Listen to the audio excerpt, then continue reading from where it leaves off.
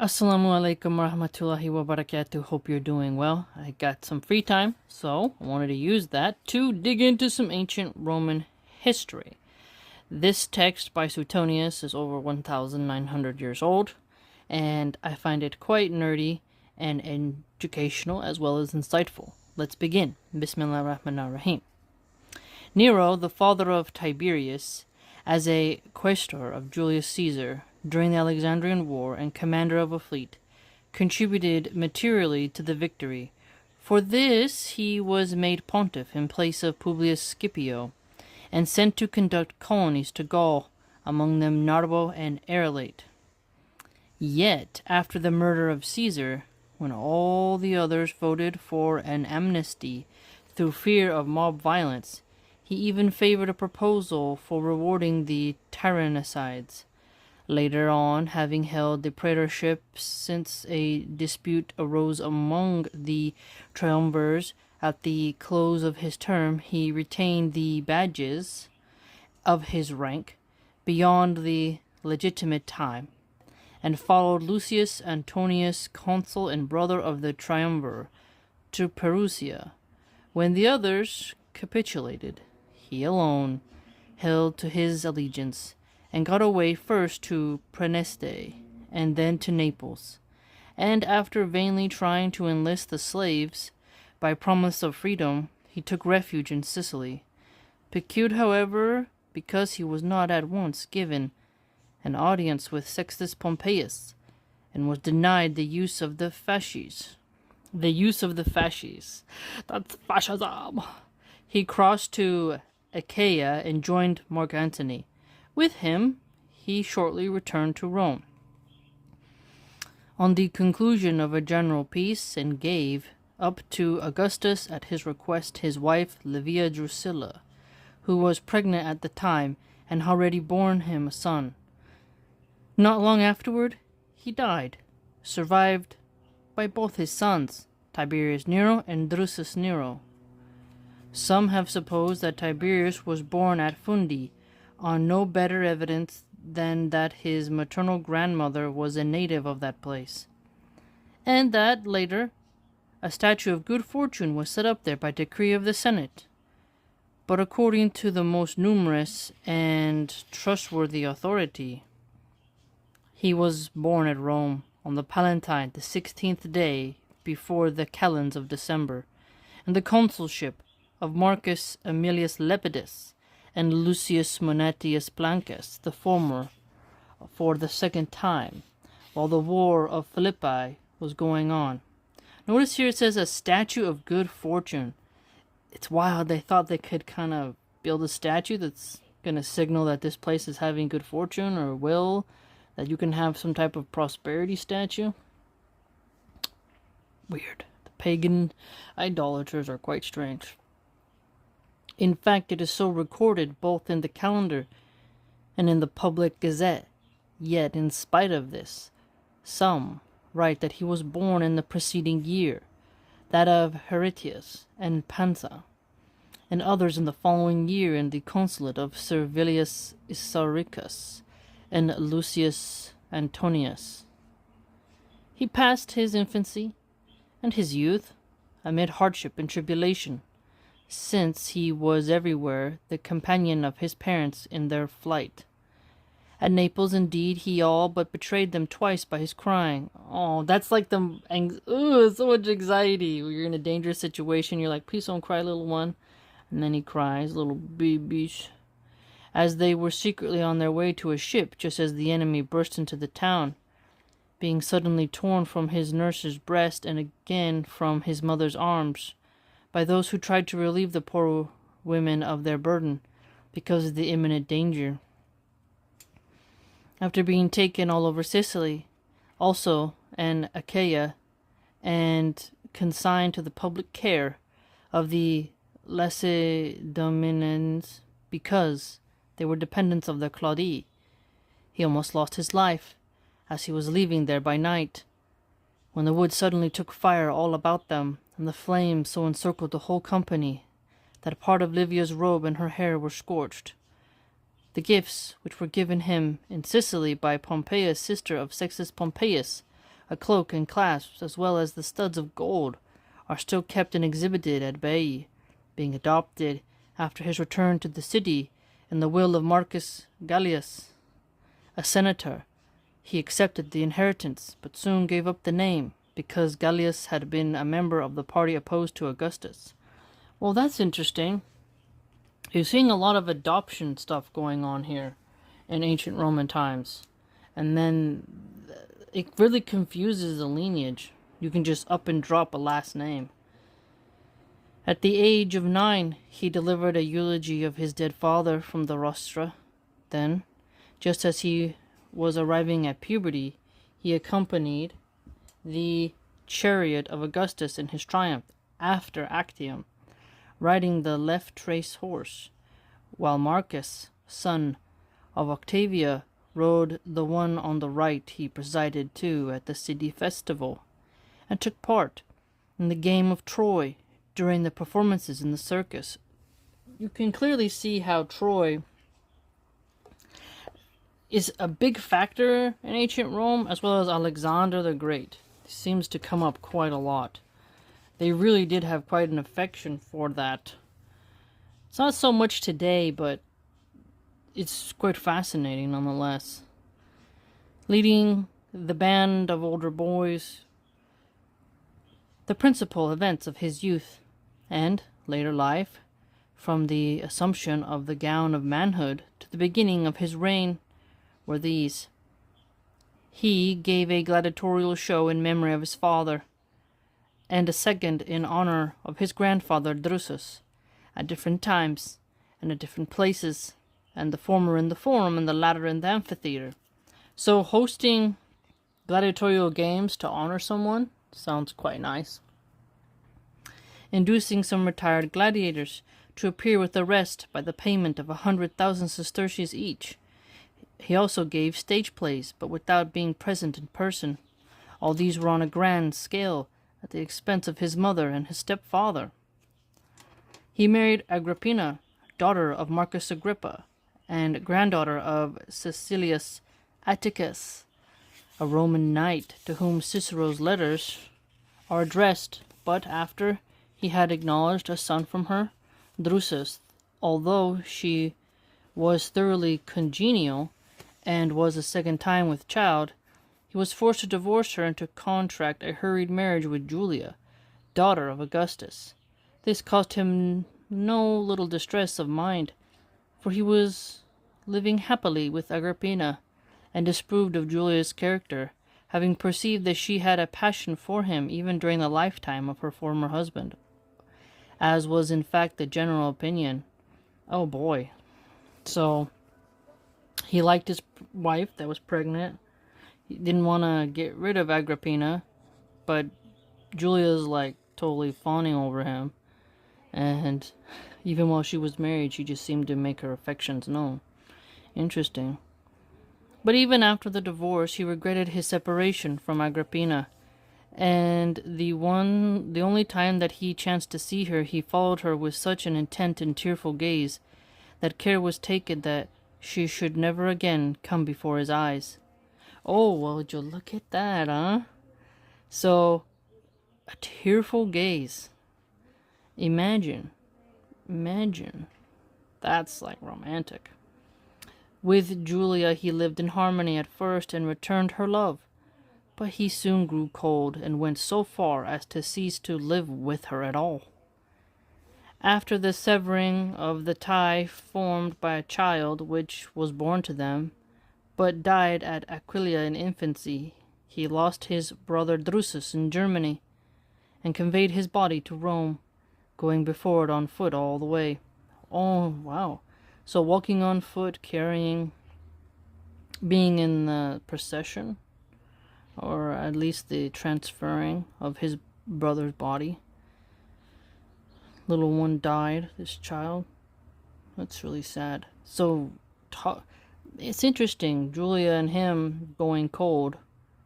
So, when you look at Islam and how it talks about marriage rights, you can see how that can be important, but I feel bad for both Julia and him, because his heart is still with Agrippina. It's clear. He began his civil career by a defense of King Archelaus, the people of Tralles, and those of Thessaly, before the judgment seat of Augustus. The charge in each case being different, he made a plea to the Senate in behalf of the citizens of Laodicea, Thyatira, and Chios, who had suffered loss from an earthquake, and begged for help.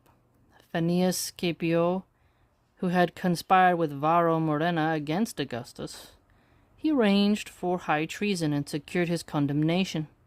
In the meantime, he undertook two public charges, that of the grain supply, which, as it happened, was deficient, and the investigation of the slave prisons throughout Italy, the owners of which had gained a bad reputation, for they were charged with holding in durance not only travelers, but also those whom dread of military service had driven to such places of concealment.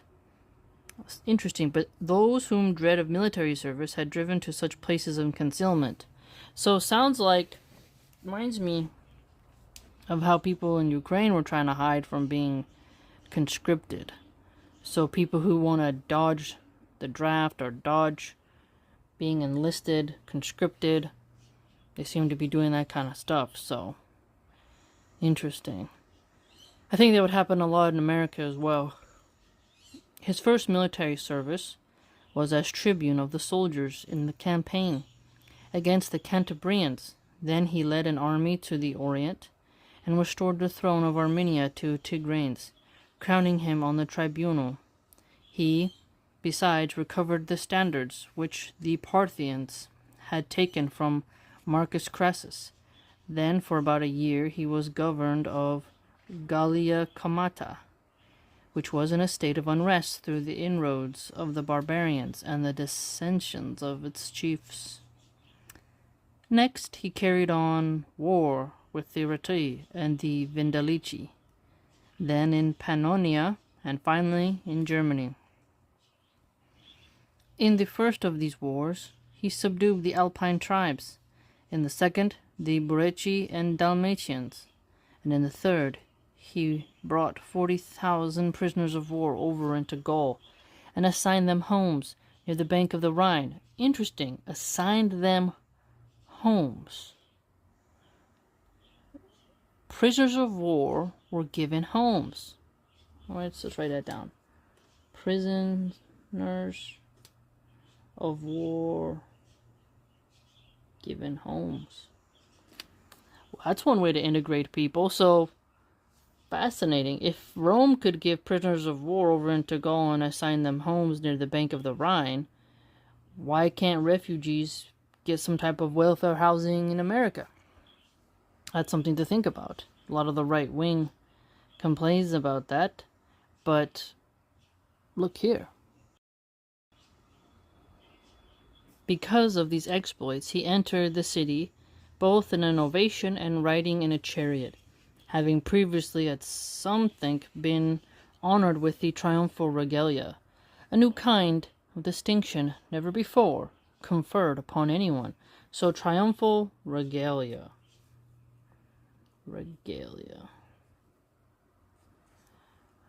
He entered upon the offices of quaestor, praetor, and consul before the usual age, and held them almost without an interval. Then, after a time, he was made consul again, at the same time receiving the tribunal powers for 5 years.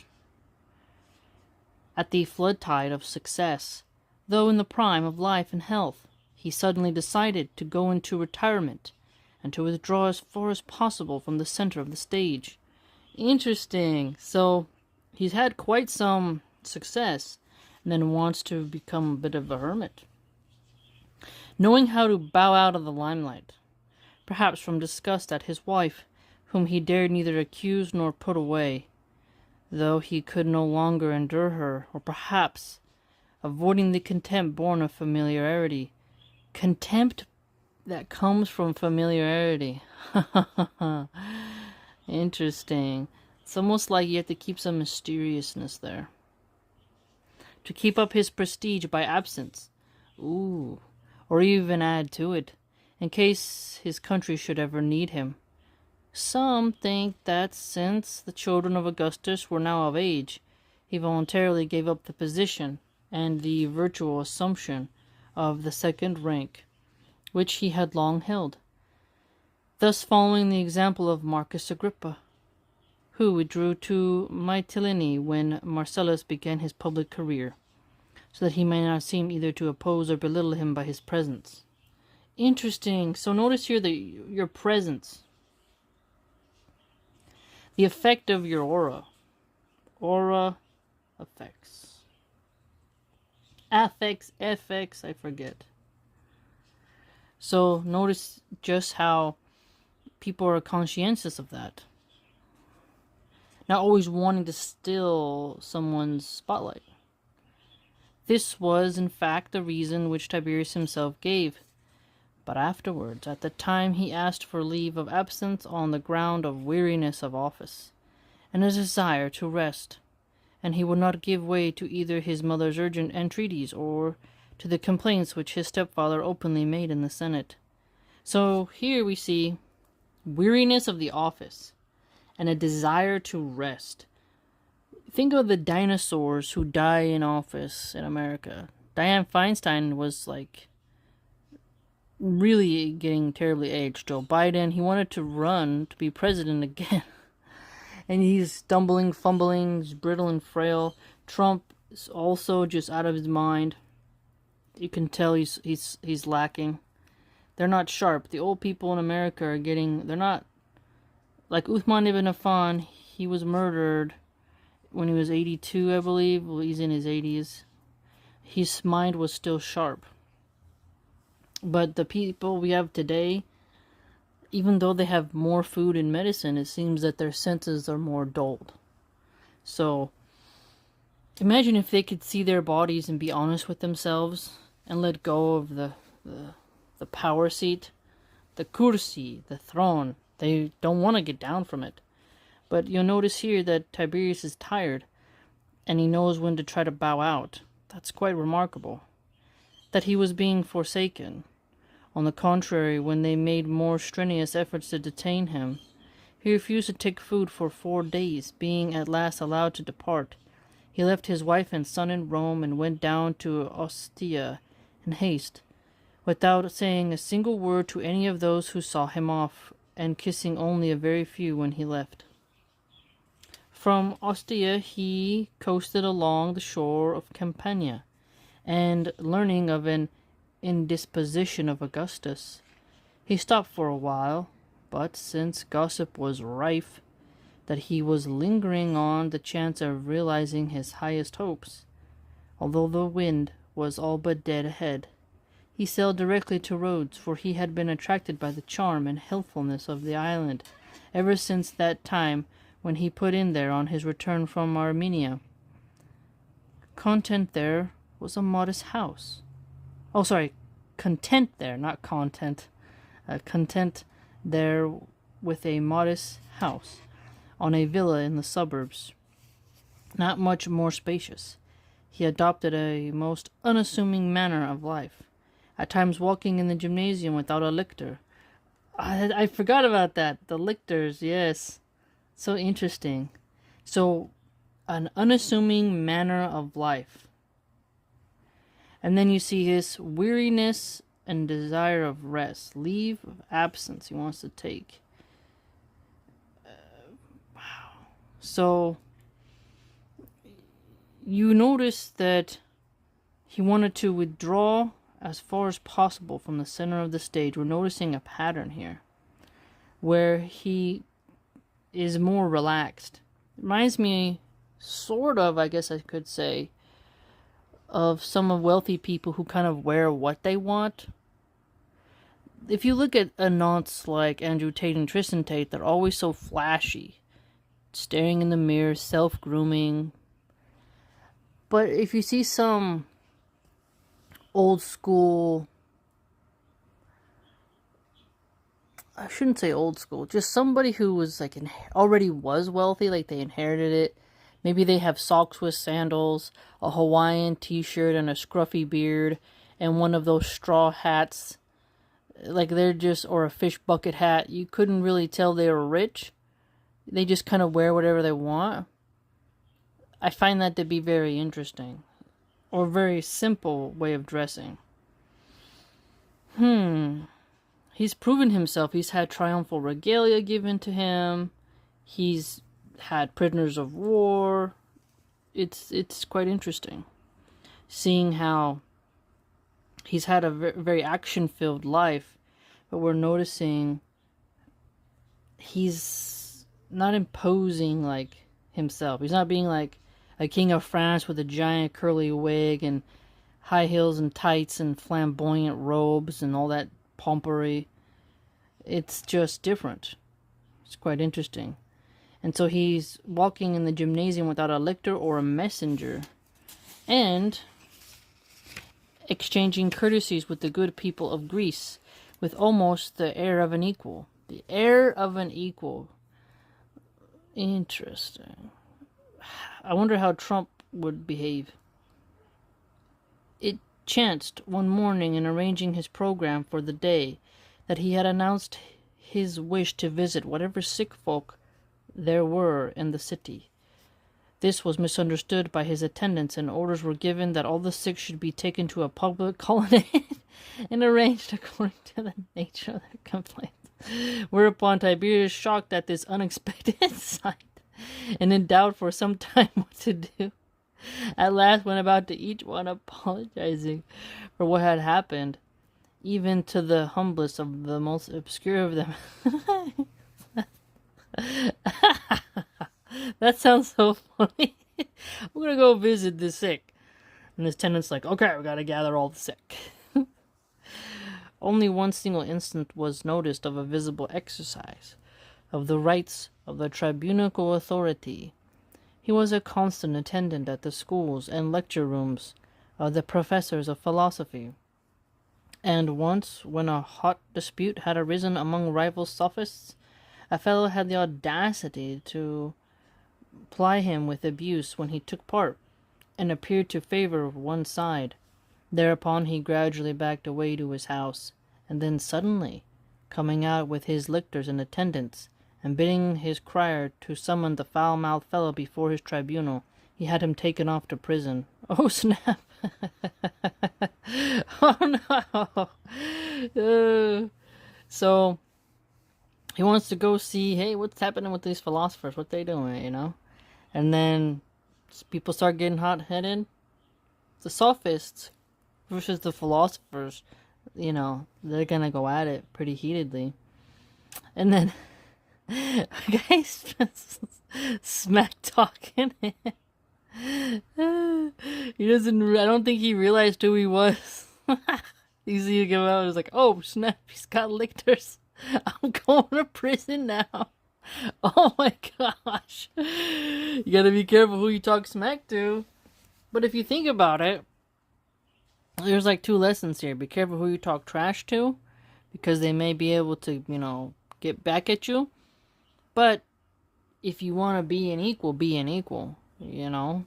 But how many of us would seek to get revenge on somebody who abused us in a certain way and we had the authority to kind of humiliate them? We have to look at our character as well, you know. Shortly after this, he learned that his wife Julia had been banished because of her immorality and adulteries, and that a bill of divorce had been sent her in his name by authority of Augustus.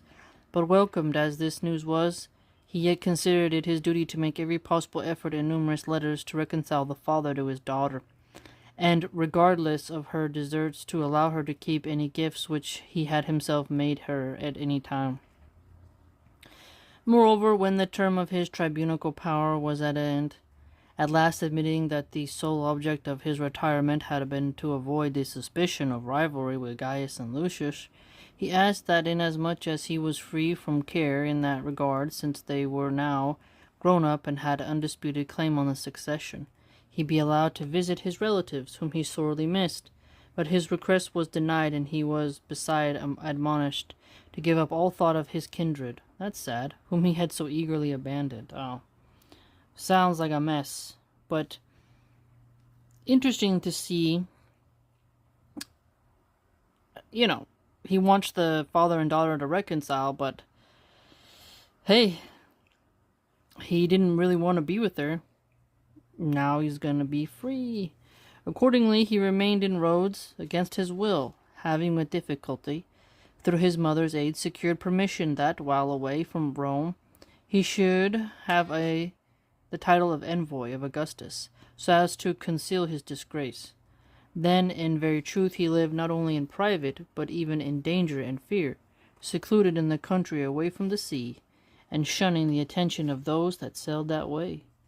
These, however, were constantly thrust on him, since no general or magistrate who was on his way to any province failed to put in at Rhodes. He had besides reasons for still greater anxiety, for when he had crossed to Samos to visit his stepson Gaius, who had been made governor of the Orient, he found him somewhat estranged through the slanders of Marcus Lollius, a member of Gaius' staff and his guardian. He also incurred the suspicion of having, through some centurions of his appointment, who were returning to camp after a furlough, sent messages to several persons which were of an ambiguous character, and apparently designed to incite them to revolution. On being informed by Augustus of this suspicion, he unceasingly demanded the appointment of someone of any rank whatsoever to keep watch over his actions and words. So, saucy. The conspiracy grows. If you notice, I'm noticing, there's so much intrigue, suspicion, a betrayal. Remember, the fallout of Caesar, that assassination probably shook so many people to where there's intense paranoia, is both justified and probably trivial and contrived nonetheless, but it's that energy, that cloud, so fresh in the minds of people. They don't want to have shady folks around, and they were very weary of revolution. Think of what the civil war between Caesar and Pompey did to the people. There's so much fallout going on, and for him to unceasingly request an appointed, an observer, a handler, pretty much. Yeah, that's right over here, handler. So Tiberius is like, you know what, Augustus, why don't you just put handler on me, of any rank, because I don't want that smoke. We see some. He just wants to go along to get along in a way, and with Gaius and Lucius, the grandsons, now being locked in with an undisputed claim on succession, he's like, hey, why can't I go with my relatives? And you see the mother also playing a strange role as well. He also gave up his usual exercises with horses and arms, and laying aside the garb of his country, took to the cloak and slippers. And in this state he continued for upwards of 2 years, becoming daily an object of greater contempt and aversion. This went so far that the citizens of Nemesis threw down his statue and busts, and when mention was once made of him at a private dinner party, a man got up and assured Gaius that if he would say the word, he would at once take ship for Rhodes and bring back the head of the exile. Oh my goodness! As he was commonly called, the exile. Ouch. So, the exile. It was this act especially which made his position no longer one of mere fear, but of actual peril, that drove Tiberius to sue for his recall with most urgent prayers, in which his mother joined, and he obtained it.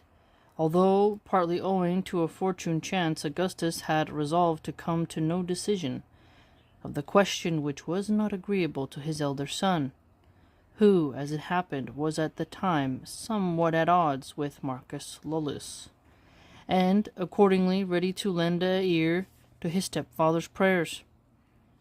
With his consent, therefore, Tiberius was recalled, but on the understanding that he should take no part or active interest in public affairs. So he has to set aside that. So he returned in the 8th year after his retirement with that saying, "When I try to go, they pull me back in. Just when I'm about to go, they pull me back in." So he has to kind of return in a way.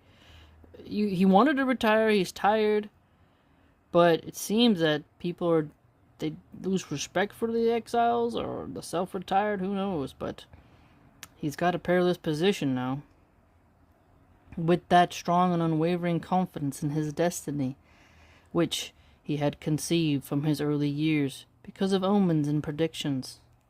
When Livia was with child with him, and was trying to divine by various omens whether she would bring forth a male, she took an egg from under a setting hen, and when she had warmed it in her own hand, and those of her attendants in turn, a rooster with a fine crest was hatched. In his infancy, the astrologer Suetonius promised him an illustrious career, and even that he would one day be king, but without the crown of royalty. For at that time, of course, the rule of the Caesars was as yet unheard of. Again, on his first campaign, when he was leading an army through Macedonia into Syria, it chanced that at Philippi the altars consecrated in bygone days by the victorious legions gleamed of their own accord with sudden fires, when later, on his way to Illyricum, he visited the oracle of Geryon near Patavium, and drew a lot which advised him to seek an answer to his inquiries by throwing golden dice into the fount of Aponus. It came to pass that the dice which he threw showed the highest possible number, and those dice may be seen today under the water. A few days before his recall, an eagle, a bird never before seen in Rhodes, perched upon the roof of his house, and on the day before he was notified that he might return, his tunic seemed to blaze as he was changing in his clothes. So we see here golden dice, bird omens. So the Romans are obsessed with bird omens.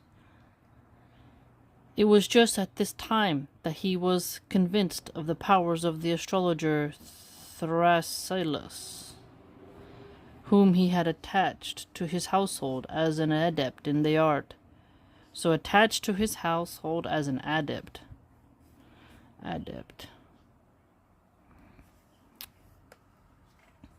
For as soon as he caught sight of the ship, Thrasyllus declared that it brought good news. This too at the very moment when Tiberius had made up his mind to push the man off into the sea as they were strolling together. Oh my gosh, what? What? Believing him a false prophet, and too hastily made thee confident of his secrets, because things were turning out adversely and contrary to his predictions. Oh my goodness. Remember in the last one, somebody wanted to push Augustus off a cliff until they saw his energy and how he behaved. And then now everybody wants to push everyone off a cliff in Rome. What's going on? On his return to Rome. Oh, and there was speaking of cliffs, I watched this one, what was about Yosemite. Oh, can't remember the name of the Netflix one, but it was alright. But one of the characters of the show, of the movie rather, well no, it was well anyway, she jumped off the cliff. They thought she was pushed, but she jumped off the face of Yosemite. That was the character, and you know, they're like, how did this happen? Did she get pushed or what? But she ran because her father was chasing her with a shotgun. But that's the only time I've really seen cliffs come into, and also the Norseman, the comedy on Netflix. there was like old men, and they were like, we should go jump off a cliff because we're old. And they're making a joke like, what? I still feel young. I'm only 40 years old. So that's the only examples I can think of where like cliffs play a role. But clearly here in ancient Rome, cliffs are really taking a toll on people. So if you lived in ancient Rome, you're like, yeah, I'm not going to walk with you by the cliff. On his return to Rome, after introducing his son Drusus to public life, he had once moved from the Carinae and the house of the Pompeys to the gardens of Maecenas on the Esquiline, where he led a very retired life, merely attending to his personal affairs and exercising no public functions. When Gaius and Lucius died within 3 years, he was adopted by Augustus along with their brother Marcus Agrippa, being himself first compelled to adopt his nephew Germanicus, and from that time on he ceased to act as the head of the family, or to retain in any particular the privileges which he had given up. So notice here, Augustus's grandsons die within 3 years. Reminds me, it's just really intense, right? That's pretty sad. For he neither made gifts nor freed slaves, and he did not even accept an inheritance or any legacies except to enter them as an addition to his personal property. From this time on, nothing was left undone which could add to his prestige, especially after the disowning and banishment of Agrippa made it clear that the hope of succession lay in him alone. He was given the tribunican power for a second term of 3 years. The duty of subjugating Germany was assigned him, and the envoys of the Parthians, after presenting their instructions to Augustus in Rome, were bidden to appear also before him in his province. Notice here, to subjugate Germany. So there wasn't this sort of friendship going on with them.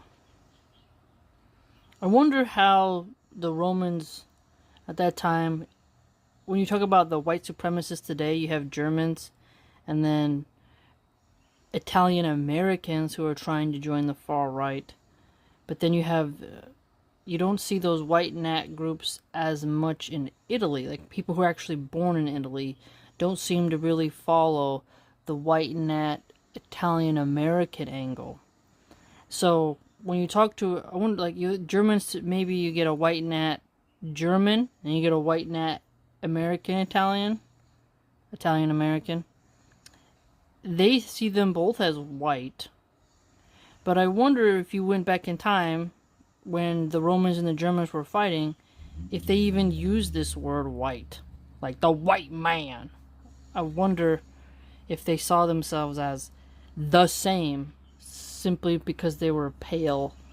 And I do wonder if the Romans at this time were more olive skinned due to being always under the sun when sunscreen wasn't invented and stuff.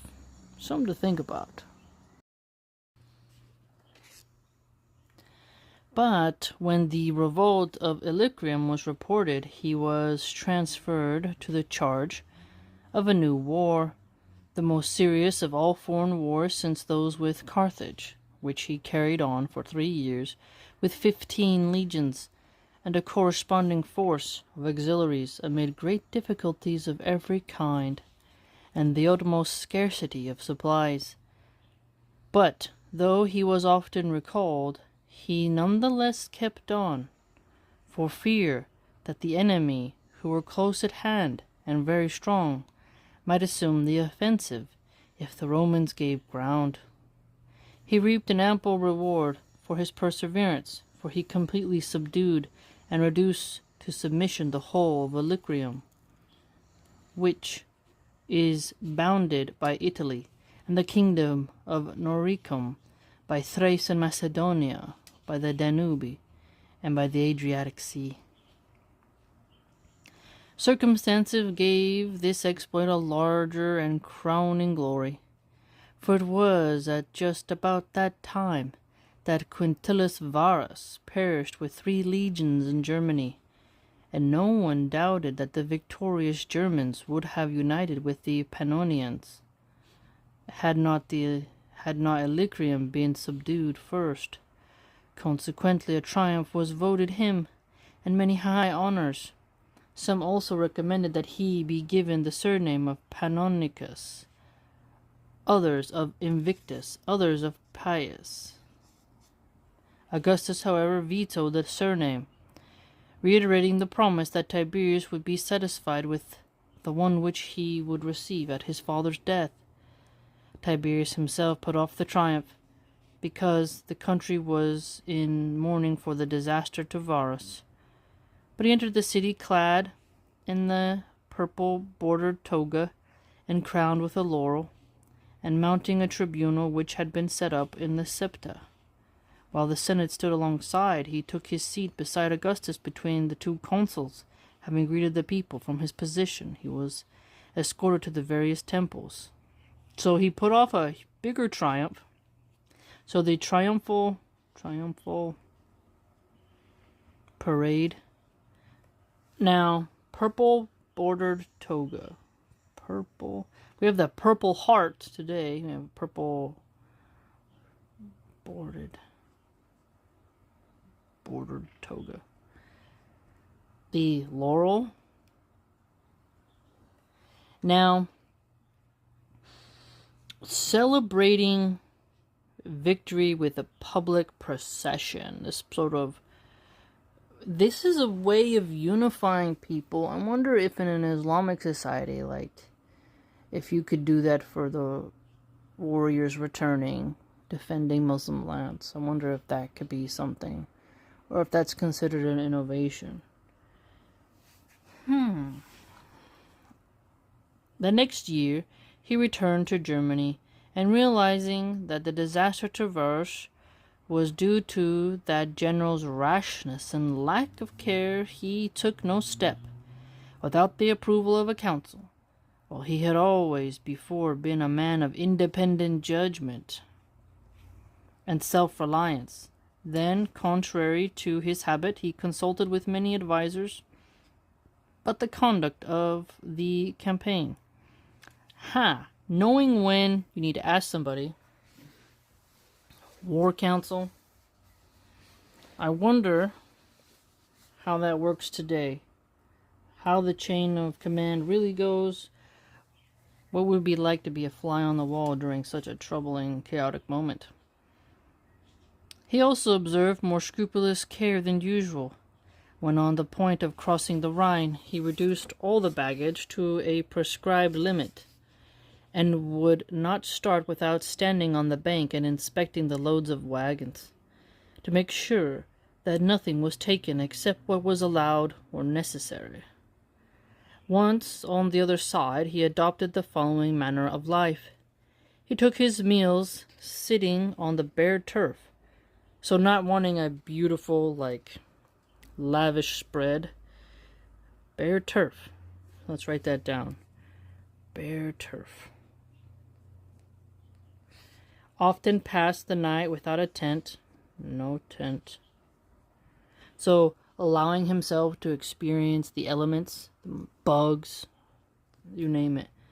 And gave all his orders for the following day, as well as notice of any sudden emergency in writing, adding the injunction that if anyone was in doubt about any matter, he was to consult him personally at any hour whatsoever, even of the night.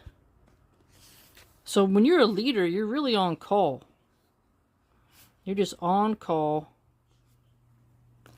He required the strictest discipline, reviving bygone methods of punishment and ignominy, and even degrading the commander of a legion for sending a few soldiers across the river to accompany one of his freedmen on a hunting expedition. Although he left very little to fortune and chance, he entered battles with considerably greater confidence. Whenever it happened that, as he was working at night, his lamp suddenly and without human agency died down and went out, trusting, as he used to say, to an omen in which he had great confidence. since both he and his ancestors had found it trustworthy in all of their campaigns. Yet, in the very hour of victory, he narrowly escaped assassination by one of the Bukteri, who got access to him among his attendants, but was detected through his nervousness, whereupon a confession of his intended crime was wrung from him by torture. Oh, snap! Well, well, well. Let's notice that. So he snuck in as, like, trying to be one of the guards. He's like, hey, I'm here, Bayara Brukteri. There's so many tribes in here and peoples that no longer exist. You know? That's why when people think like, oh, our group of people will never end, they resist change. You start to notice that so many cultures, peoples are gone. Now, it's fascinating that they could tell by the person's demeanor, like, hey, this guy's acting kind of flaky, he's kind of fidgety, he's twitchy, he's nervous. And then they discover, like, what you're doing, who are you? And they tortured him. Oh, okay, so let's right over here, torture. Now, what I like about reading history so much is you see just so many patterns. Now, people will be like, oh, in ancient Rome, you know, the white man, oh, they were sold this, they were sold that, and oh, look at these Muslims, they're so barbaric. And then when you actually look at ancient Rome, and you see the white gnats are like, we have a lot of ancient Roman values in our culture, and they're part of Western values and all that. Western legacy, heritage of America, all the stuff they say. And then you read something like this, and you're like, you know, Tiberius allowed someone to be tortured, and then eventually the confession came up that was an assassin. But they had the ability to torture.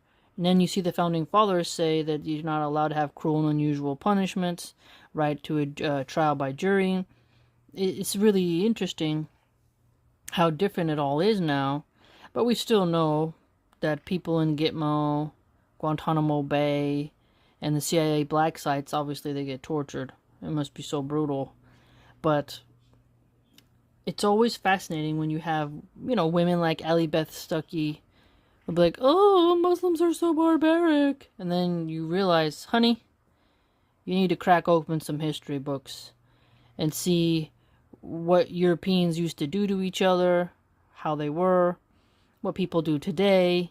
You know, humans are quite vast, and to just pretend like Christians or pagans, Italians or Germans or whoever else are the only ones who ever committed weird things or were rough, it's just a lack of education. But again, a lot of people don't care about the nuances and gray areas of life, but rather are surface level and often 7K shill posters, so there's that. After 2 years, he returned to the city from Germany and celebrated the triumph, which he had postponed, accompanied also by his generals, for whom he had obtained the triumphal regalia. And before turning to enter the capital, he dismounted from his chariot and fell at the knees of his father, who was presiding over the ceremonies. Fell at the knees of his father, so he's a conqueror, but look how much love he has for his dad. He sent Bato, the leader of the Pannonians, to Ravenna, after presenting him with rich gifts, thus showing his gratitude to him for allowing him to escape when he was trapped with his army in a dangerous place. Then he gave a banquet to the people at 1,000 tables. Ooh, a banquet to the people! Look at that. So, fed the masses? I don't think you have, like, imagine if Biden, Trump, or Obama, or anybody in the Senate hosted a thing for the people to come and eat. That'd be nice. But Trump is building a ballroom for the elites and then cut food stamps. And for over a month during the government shutdown, he held back the funds for the food stamps SNAP and EBT, and MAGA danced about. And then, as the checks didn't get fulfilled, right, the funds ain't in the cards, people took off their red hats and went into food bank lines, and there was lots of videos showing that. So it's quite fascinating how they're like, yeah, we need to gut food programs, and then they're standing in line for food. So in America, you have social media influencers who make easy money online saying cut food for the poor, but then you see, because they've been told to do this by, probably, allegedly, most likely, by the Trumpies, so that the cult can keep in line. So cult leader Trump has his cult sycophants. They are giving marching orders. They're giving what they're supposed to post if they want to get paid. Elon Musk decides who gets monetized, who doesn't, how much each one get paid. It's not consistent. Elon is with Trump. There's a whole network of who gets paid, but Elon, he's never hosted something like this for people. He has tons of money. He's too busy creating AI goon material. But, again, imagine if the wealthy actually set up a banquet for people and helped people to eat. Instead of doing weird fake stuff like Bill Gates and doing strange things. It would be something to see the people give back.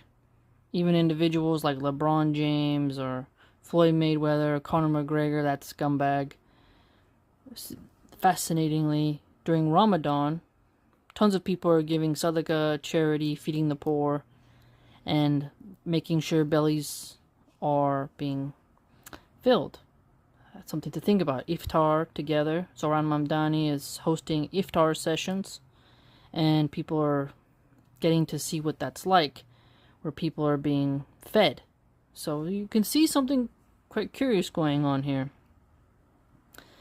And a largesse of 300 sesterces to every man. So giving money to the people. Oh, charity. So charity. Food aid. Essentially also. With the proceeds of his spoils, he restored and dedicated the temple of Concord, as well as that of Pollux and Castor, in his own name and that of his brother. Okay, so used spoils of war for religious construction. That's interesting. Trump, filthy rich, building a ballroom, wants to build casinos in Gaza on the graveyard of thousands of people. But I don't think I've seen anything of him try to build a church or refurbish a church.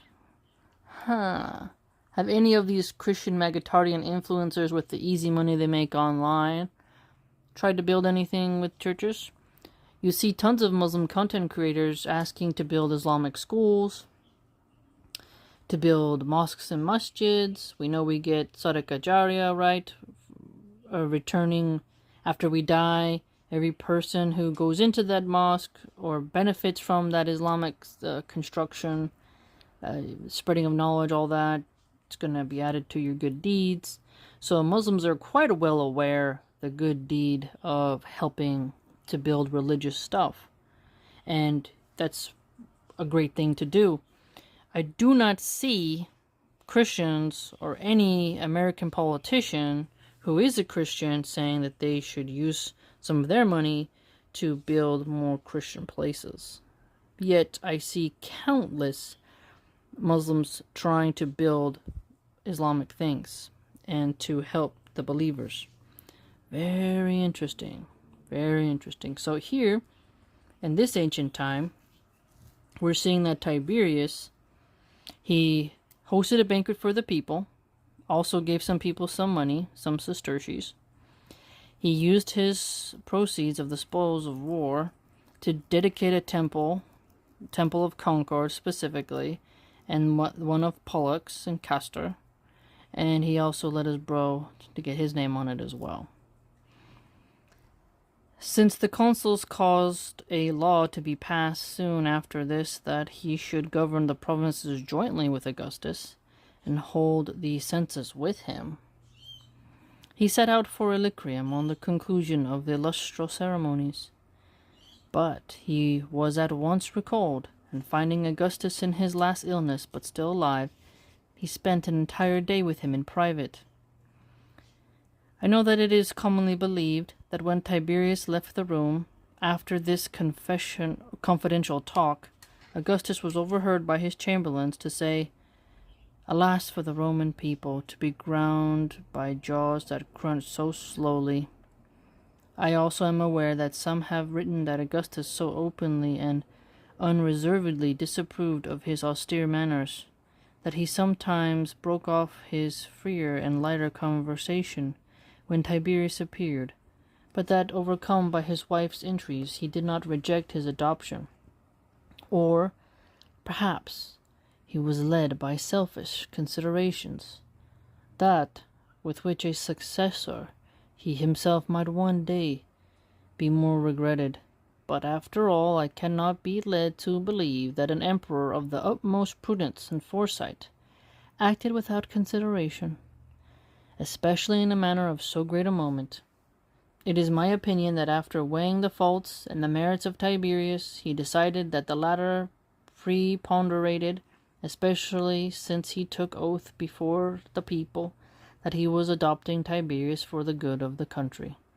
So he took an oath, Augustus that is, that he's going to adopt Tiberius for the good of the country, and alludes to him in several letters as the most able general and the sole defense of the Roman people. So quite an endorsement here from Augustus. In illustration of both these points, I append a few extracts from these letters. "Fare thee well, Tiberius, most charming of men, and success go with you, as you were for me and for the Muses. Fare thee well, most charming and valiant of men, and most conscientious of generals, or may I never know happiness. I have only praise for the conduct of your summer campaigns, dear Tiberius, and I am sure that no one could have acted with better judgment than you did, among so many difficulties, and such apathy of your army. All who were with you agree that the well-known line could be applied to you. One man alone by his foresight has saved our dear country from ruin. If anything comes up that calls for careful thought, or if I am vexed at anything, I long mightily, so help me heaven, for my dear Tiberius, and the lines of Homer come to mind.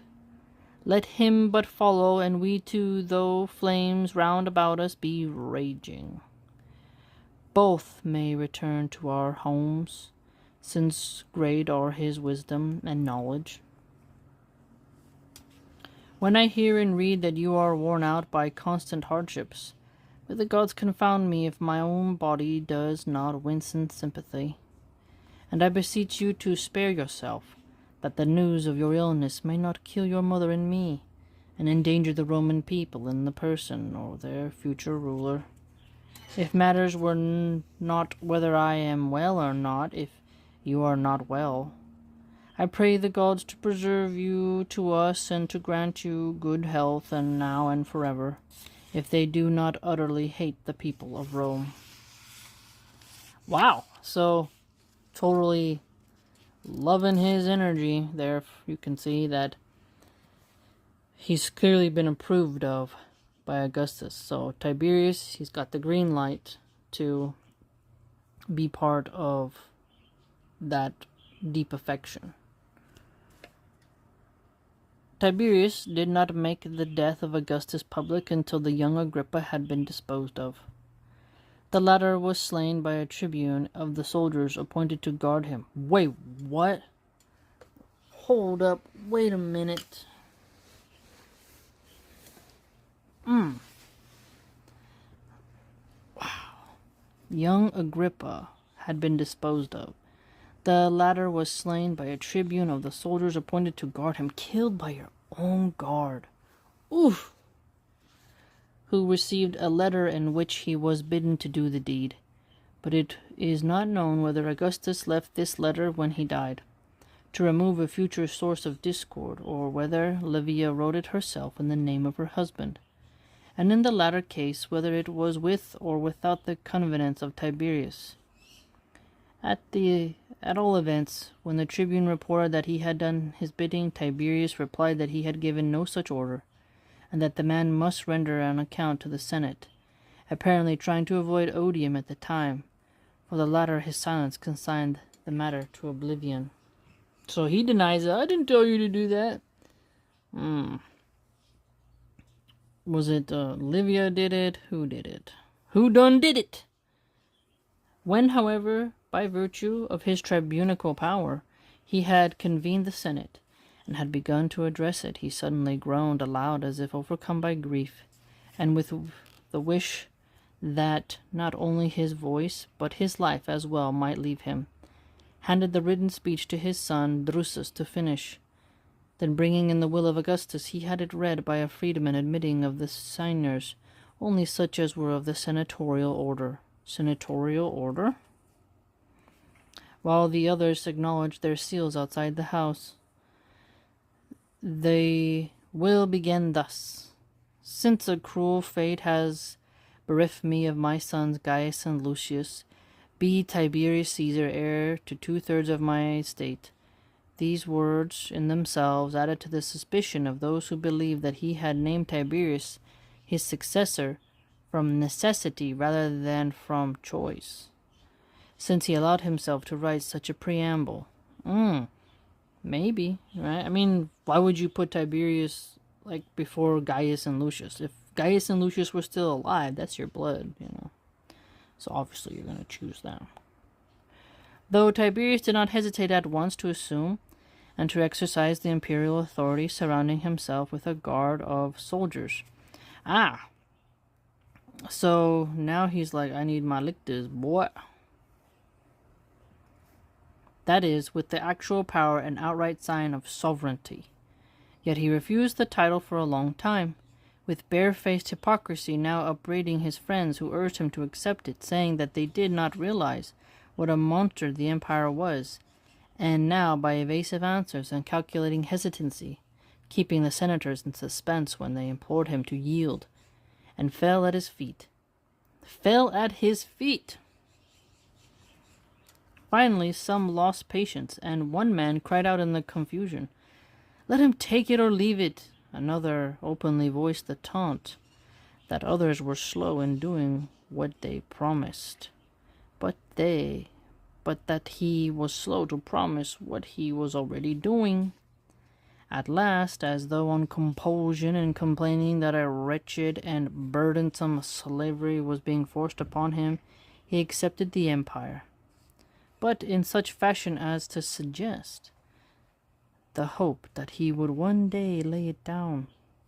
His own words are, "Until I come to the time when it may seem right to you to grant an old man some repose." To grant an old man some repose. So, a little bit of George Washington energy going on there, maybe. George Washington was able to walk away from his position, let the torch be passed. Here we see him being like, I'll accept the empire, but one day I hope to be able to lay it down, to go on and have different experience. Who can let go of the kursi? Who can let go of the throne? Allah is the Most High. No one can go above Allah, subhanahu wa ta'ala. But humans, they do love power, and some have to stay in that position and do what's right, despite them not being happy about it. Others must know when to walk away and do what's best for their country. There's so many wonderful nuances and examples in human history.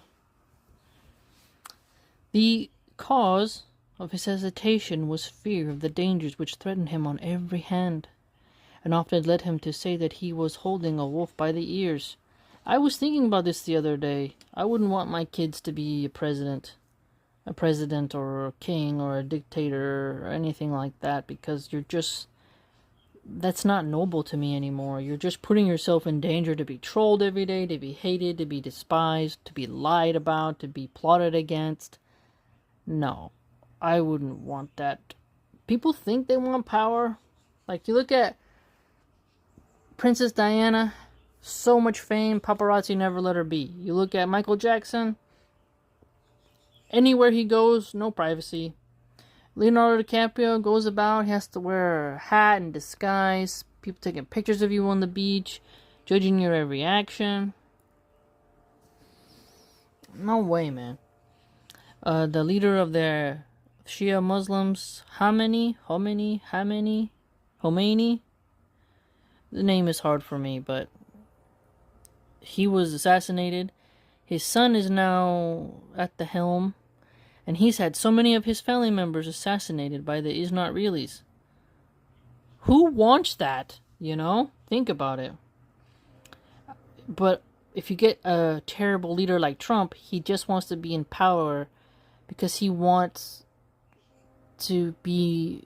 like, I know this word is overused, okay? Narcissistic. I know it's overused, but what I'm saying is his ego, his cult of personality, it's all about him putting his name on stuff. Think about it. Got the Trump Towers. Like, he puts his name on buildings. Like, it's all about him. Something's going on with that guy. You know, it's not about sacrificing for the people. It's about sacrificing everything to make his sort of legacy appear something.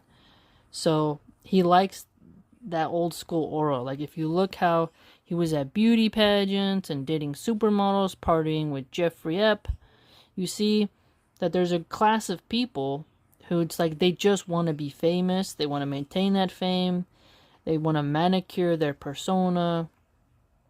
They're not doing it for the sake of, like, I want to make the country cleaner, safer, and better. And I think that's even more apparent now. So, and he's really despised and hated. He's got his cult, but if you see how people mock him, the things they draw, you're like, yeah, you know, you're asking to be hated, and it would be better if he would have never ran for political office, you know, but he made the country more of a laughingstock. Not that Biden wasn't doing that either, but it's like Trump endorsed Jake Paul, the boxer dude. There's Logan Paul and Jake Paul. I think it was Jake Paul. And said, like, oh, I endorse you for the future of your political career. And, like, what? This dude, this YouTuber, like, this guy who does fake boxing matches just to get money and loses on purpose and all this other stuff and pays people to lose. That's who you're endorsing? Not some guy who's a political scientist and who really wants to serve the people. You're choosing a YouTube celebrity? What is going on here? So, you can see how Augustus, Gaius Julius Caesar, and Tiberius, how they are. And you can notice further, Tiberius seeing this as a duty that's, like, rough. It's a heavy burden to bear. And yeah, when you're in power, you do have this energy of holding a wolf by the ears. For a slave of Agrippa, Clemens by name, had collected a band of no mean size to avenge his master. Lucius Scribonius Libo, one of the nobles, was secretly plotting a revolution. So one of the nobles plotting a revolution. And mutiny of the soldiers broke out in two places. So, Lucius Scribonius Libo. Reminds me of Niccolo Machiavelli and how he was always talking about the troubles the nobles make. Illyricum and Germany. Both armies demanded numerous special privileges. Above all, that they should receive the same pay as the Praetorians. The army in Germany was, besides, reluctant to accept an emperor who was not its own choice, and with the greatest urgency besought Germanicus, their commander at the time. So Germanicus And Tiberius, the soldiers want one of their own. That's interesting.